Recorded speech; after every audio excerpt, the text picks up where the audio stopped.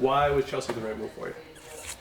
I think people that know me know that I'm someone who enjoys winning, competing. You know, I had the thought of coming back to England, and they just match up together. You know, Chelsea are the dominant team in England, have been for the past 5 or 6 years.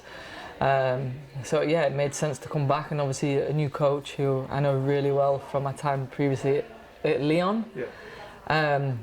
I spoke to Sonia once, and it was just like, yeah, this is a good fit for me. Yeah, and they've got kind of one more bridge to cross that you've had a lot of success in. What does it mean to show up and like the expectations are, let's go win everything? Is this something you embrace, or is it, Yeah, I think it's definitely something I embrace. I love challenge, I love pressure. I think to be the best player, to be the best team, you have to enjoy those moments. You have to enjoy the big games. And yeah, I know that coming to Chelsea, that's the one thing that's missing in the club is the Champions League on the women's side. And obviously Sonia has that experience both as a player and as a coach. I do abroad as well, but bringing that to a club in England, I think Chelsea is the right team to do it at. Already had, big steps in the Champions League, already beat big teams like Barca, like Lyon, made it to the final. It's like just that little bit of, come on girls, just push it over the line now. You are, not to be all complimentary, but you're so much fun to watch. You have been for a while. I love the way you play. Is it how have you evolved, do you feel? How do you feel that you've grown as a player? Like, what's changed? Because obviously the game is adapted to you as well. When you do things as well as you do them, coaches plan for that, etc. How do you think you've evolved? Like, where are you as a player right now?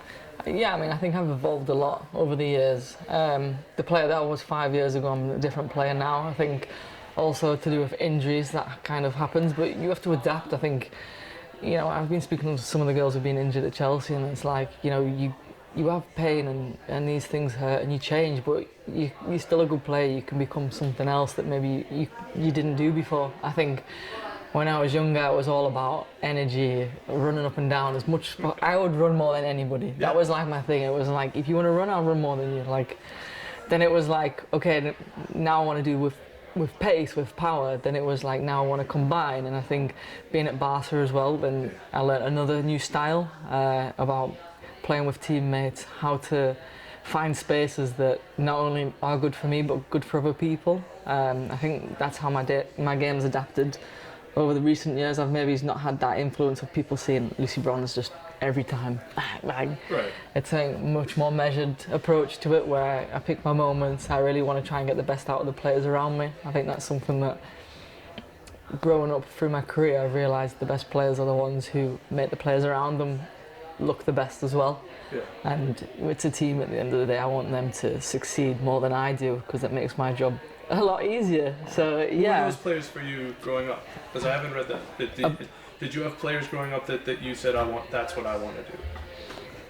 I think the best players that I played with growing up were like the opposite of me. Like, I was the energy and I was the enthusiasm and running, and I would run for a brick wall. And then I think in England I had Farrah Williams, who was like this cool, calm, like all technique, picking players out. She always said the worst thing about football is running. And then I went to Lyon and Marajan, again, one of the most technical players I've ever played with. Pretty similar to Farrah. Then again, at England now, playing with someone like Kira Walsh, very technical, but that probably doesn't want to run around the pitch as much. I've always had those and being at Barca in general, having those players around you and seeing how they bring out the best in other players that people maybe don't think, wow, that was amazing, because they only see the goal at the end. It's funny, I was a forward when I played, but I always bought centre-back jerseys for my favourite clubs. I don't know why, it was just something that I can't do that as well as you, and so I admire it. Speaking of admire, you have to admire the growth of WSL, but also, the NWSL, the explosion of the sport. There's a second first division in the United States. What have you... tracking this, what's that like as a player? First of all, to know that you've been one of the influential players is key, and there's a weight there, but is it still surprising at any point, or is it just the culmination of what you figured could happen? Yeah, I wouldn't say a surprise as much, but I'm very fortunate that the start of my career it was like there's no money, you're training twice a week at night on the pitch somewhere that shouldn't even exist. Like insane. Like I don't have training kit, I don't have cleats, I don't have anything like that. So to go from that to then like the other end of the spectrum, I feel so fortunate to have something to kind of relate it all to. But at the same time, I'm not surprised by any means that. But also, to have Chelsea and yourself, these clubs to have built it as well. So it's not just, hey, there's all this money now, so things are better for us. Exactly. No, like people are coming out, yeah. And so this is a community that's happening. Millie used the word community. I don't know. I mean, you've gone away from WSL twice, and come back. Is it a different world? Yeah, it's definitely changing. I think last season when I watched it, I mean, I've always watched it. I like to follow the NWSL, WSL, the French league, the Spanish league, places where I've got something in touch with. But yeah, and watching it last year was like the buzz and excitement, and being an England player as well, I'd come back to like England games and people be talking about this game and that game, and I was like, oh my god, this is like really like going somewhere. I think you could really feel it in the last, I think after the Euros was a big push, but last season it was like now everything's settled from the Euros and it's the teams, everyone's focused.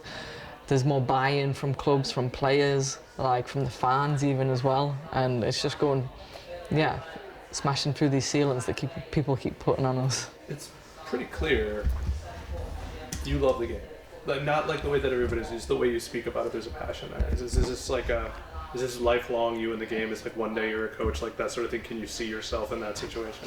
I will never be a coach. Yeah. No. I don't think that's my calling, but I love the game more than anyone. Yeah. I think my thing is I really like arguing with people. So I don't think coaching would work out for me, nor punditry, maybe a bit too honest. You and Roy No, it's not for me, but I think I want to stay in the game. I want to build the game. I want to make it better. I want to get in places where women haven't been before. We built a stage on the field and we built a stage in the media. I want to get, in the boardroom, like we want to change that as well. Like I'm all for that. I'm ready to go. You're going meta. I'm going there's coaching and punditry, amazing. The women are doing fantastic. I'm like, let's go again. Let's go higher. I love that. A couple American notes. Katarina, Mia. Obviously, there's a lot of people in the U.S. keeping their eyes on that. Katarina's a fantastic player, but what can we expect as they grow? Because they're still young. Yeah, I mean, haven't had the joy of playing with them so much yet because they're both they've both got injuries at the minute. But yeah, I mean, for me, I went to UNC for a little bit, so I really love that kind of American attitude that you hit things face on. Talking to them about soccer and the way that it can develop in the US has been really exciting because I've seen the growth of it from, I know who Mia Hamm is and Kristen Lilly and all these guys. Anson Dorrance told me a million stories, obviously. So I'm very well educated in the US women's national team history. But yeah, I mean, seeing players like that, I think they're going to be so special to the US, and I think they're going to take them to a different place. I think we've always known the US has competitive athleticism, these great attributes that have won them world titles, won them gold medals as well. And now you've got two players who I think are a little bit special. They've got that little bit of European experience, which is a little bit different. Like Lindsay Horan, her game's been going to the next level. Yeah, incredible. It's frightening, you add that American know-how with the competitive, the battles, the duels, everything, and you add a bit of this European football style together. See, that's what it's going to be it could be crazy for those two at Chelsea. Well, to wrap it up, that's why I'm so excited for Wembley and because the way that you guys talk about the Americans is also, I think, how the Americans view you. There's a swagger, a competitiveness, a physical. Yeah, there's definitely a respect of competitiveness. The recipe is there for it to be 100%. A really special thing. Yeah, the Wembley game. Yeah, the Wembley game is going to be good. I think there's obviously that attention of like the boss ladies on the side. You got your Emma Hayes, you got Serena, kind of the two big names in terms of women's coaches in the women's game. There's not two right now who you put in that same conversation in terms of women. So you've got them two on the sideline, and then you've got the European champions and the Olympic gold medalists going head to head in a game where, like you said, I think both teams have a huge amount of respect. We've somehow created a rivalry across the ocean. I don't know, not sure where that came from, but there's always been this incredible rivalry, incredible competitiveness. Maybe because we speak the same language, so we know exactly what we know what we're saying in these interviews. That's exactly right. We understand it very well. So it's amazing. I think to have a game like that at Wembley. We're always super excited when the US come over. The fans are as well. A little bit like us coming here and playing with and seeing the US fans in general. It's amazing. So then to go back and have England, USA in England, Wembley will be. I'm sure it'll be rocking that night. Super quick word on Antonsen though, because you played at USC. Obviously, what a phenomenal program, and him stepping away. What did he mean in the short time you were here? I think he was like him, and being at UNC in general was like the thing that really sparked my career and like forward.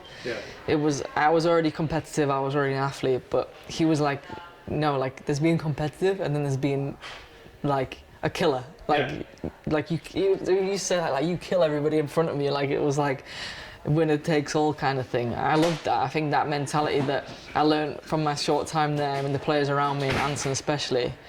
I think it really helped mould me into the player that I became, and taking that back to England, to the national team as well, and changing the mentality in England of girls are fighting, girls are going to be competitive, like we're going to do that. And what he's done for that program, it's absolutely incredible. You go to the field and you see all the plaques of the NCAAs, and the amount of trophies the guy's got is insane. Really a true I think innovator in terms of he did it before everybody else was doing it. He did it. He's been there from the very beginning. The amount of players he's coached to gold medals and World Cups and Euros even is incredible. And everything, all the plaudits he's getting now, he fully deserves. Awesome. Thank you for being so generous with your time. No problem. Hi there, I'm Rebecca Lowe, studio host of NBC's coverage of the Premier League. Don't forget to hit subscribe to watch more videos all season long. And if you want even more Premier League content, from original series to live matches, head over to Peacock.